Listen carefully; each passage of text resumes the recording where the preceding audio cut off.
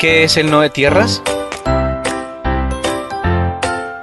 El nodo de tierras es una plataforma que garantiza el intercambio de información entre entidades del Estado del sector tierras para fortalecer la relación de las víctimas de la violencia y el Estado colombiano con el fin de resarcir sus derechos de forma más ágil y oportuna. ¿Cuál es el problema? Para que a una víctima se le reconozcan sus derechos, tienen que pasar 3 etapas: una etapa administrativa, una etapa judicial y finalmente una etapa postfallo. En la etapa administrativa, se recolectan las pruebas y la información necesaria para saber si una víctima fue objeto o no de un despojo forzado.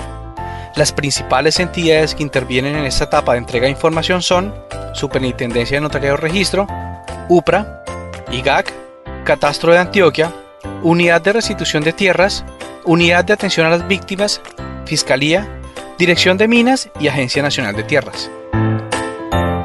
Con esta información se construye la demanda de restitución y luego se envía a un juez de la República, el cual es el encargado de definir en un documento que se llama sentencia de restitución si la víctima tiene derecho o no a lo que está reclamando.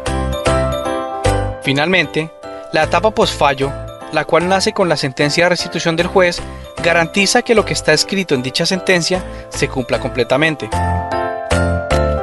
Uno de los problemas de este proceso radica en que la información todavía es enviada por medios físicos, lo que ocasiona demoras en el envío y recepción de documentos, pérdida de la información y dificultad en el seguimiento. Adicionalmente, si sumamos a esto el tiempo que tarda la entidad en dar una respuesta por la falta de recursos o de sistemas de información, podríamos concluir que el proceso de restitución en promedio podría demorar entre 6 y 12 meses.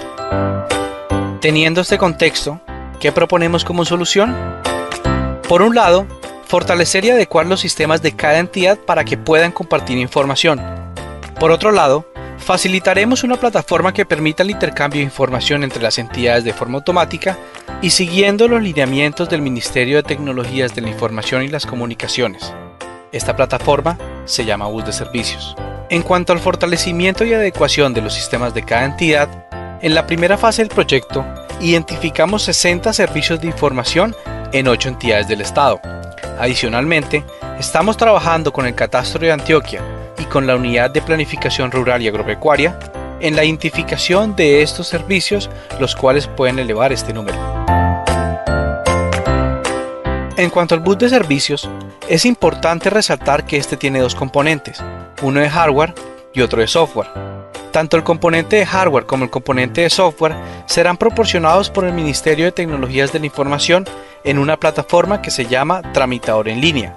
Esta plataforma facilita el paso de información entre las entidades. Una de las ventajas de este planteamiento es que se evita hacer uso de la correspondencia entre entidades, lo que al final nos ahorrará costos y evitará que la información se pierda en el camino. Otra de las ventajas es que la información viajará de forma automática, lo que implica una reducción en los tiempos de respuesta de las solicitudes. ¿Cuáles son los retos de este proyecto? Primero, existe un reto tecnológico, ya que este es el primer proyecto de este tipo en Colombia, tanto en el sector privado como en el sector público. Asimismo, la poca gente capacitada y con experiencia en proyectos de este tipo hace difícil conseguir personas que puedan aportar al desarrollo del proyecto. Finalmente, se deberían construir o adecuar más de 60 sistemas de información en todas las entidades para que éstas sean capaces de compartir información. Existe otro segundo reto, al cual lo llamaremos institucional. En total, 10 entidades hacen parte del nodo, en las cuales se designaron 4 personas por cada entidad, lo que da un total de 40 y 50 personas si incluimos el equipo base del nodo de tierras. Estos son gerente, ingenieros, abogados, etc.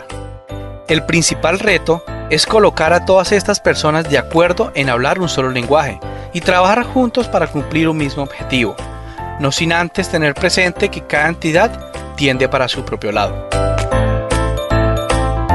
El tercer reto lo llamaremos tiempo. Solo contamos hasta junio del 2017 para llevar a cabo el desarrollo de estos 60 servicios de información y hasta el primer trimestre del 2018 para garantizar la estabilización del nodo. Finalmente, el último reto lo llamaremos sostenibilidad. Tenemos que trabajar de la mano con el Ministerio de Tecnologías para elevar el intercambio de información como una política pública obligatoria, la cual garantice que el nodo no sea una solución temporal a un problema, sino que éste dé solución a lo largo del tiempo. Finalmente, ¿cuál es el impacto que deseamos generar? Primero, la reducción de tiempos hará que la respuesta a las solicitudes sean automáticas.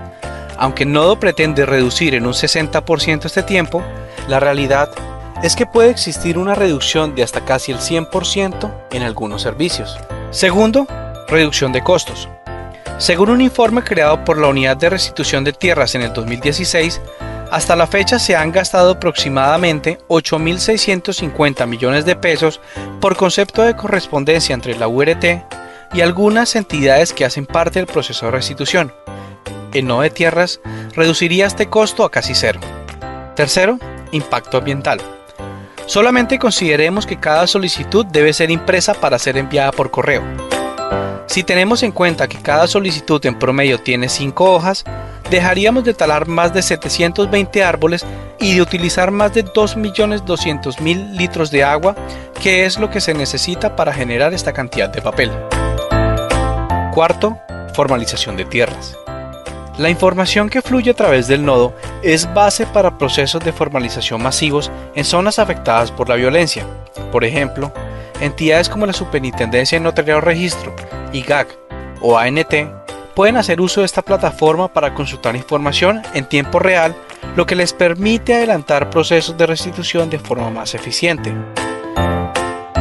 Finalmente, si con el apoyo del Ministerio de Tecnologías de la Información y las Comunicaciones establecemos al nodo de tierras como política de Estado, lograríamos que las entidades de Colombia hagan parte del nodo desde diferentes proyectos que exijan el intercambio de información. Por tal motivo, este pasaría a ser un proyecto de tierras a un proyecto de país.